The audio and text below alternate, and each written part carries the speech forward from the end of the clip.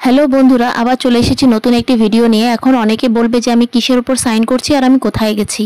আমাদের এখানে আজ ব্লাড ডোনেশন ক্যাম্প হচ্ছে, তো আমি সেখানেই এসেছি ব্লাড ডোনেট করার জন্য। তো দেখতে পাচ্ছ এখানে আমি ফর্মে সাইন করলাম। তো এখানে প্রথমে তোমাকে আসার সঙ্গে সঙ্গে তুমি যখন ব্লাড ডোনেট করবে তার আগে তোমাকে জিজ্ঞেস করা হবে তোমার ওয়েট কত, তোমার জ্বর আছে কিনা, বা পিরিয়ড চলছে কিনা, বা শরীরে কোনো অসুস্থতা আছে কিনা, সেই সমস্ত কিছু জিজ্ঞেস করবে। আর জিজ্ঞেস করবে তুমি কখন খেয়েছো, সেই সমস্ত কিছু জিজ্ঞেস করার পর তোমাকে একটা ফর্ম দিবে, সেই ফর্মে তোমাকে সাইন করতে হবে।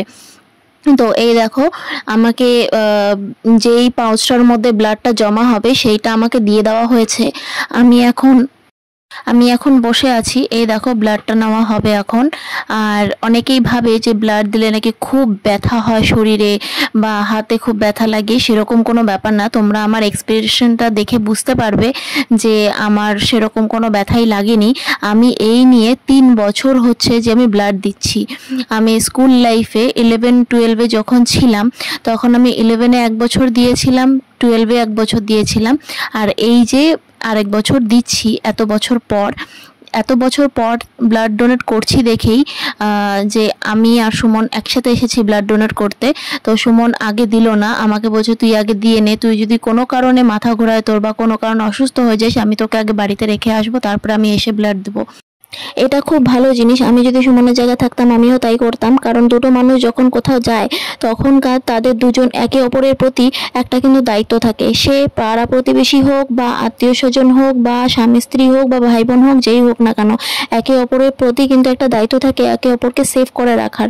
তো সেই দায়িত্বটাই সুমন পালন করলো। তো আমি বলে রাখি এই ব্লাড ডোনেট ক্যাম্পটি কোথায় হয়েছে। এটা জলপাইগুড়ি শহরে ইন্দিরা কলোনিতে এই ব্লাড ডোনেট ক্যাম্পটি রবিবারে হয়েছে। তো আমরা এখানে এসেছি ব্লাড ডোনেট করতে। আর এই দেখো, আমার ব্লাড দেওয়া প্রায় শেষ। আমার ব্লাড দেওয়া শেষ হওয়ার পরও আমাকে 1 ঘন্টা বসিয়ে রেখেছিল, কিন্তু আমার কোনো মাথা ঘুরায়নি, কোনো প্রবলেম হয়নি। তার জন্য সুমন ব্লাড দিতে গেল।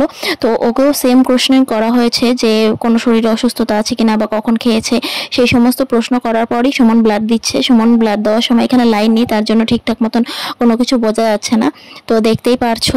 আর এখন অনেকে বলবে যে ব্লাড দিচ্ছে তাও আবার ভিডিও করছে, ফটো তুলছে।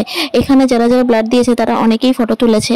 তো ফটো তোলা কোনো খারাপ জিনিস না। আমি বলবো প্রত্যেক মানুষেরই একবার করে ব্লাড ডোনেট করা অবশ্যই উচিত।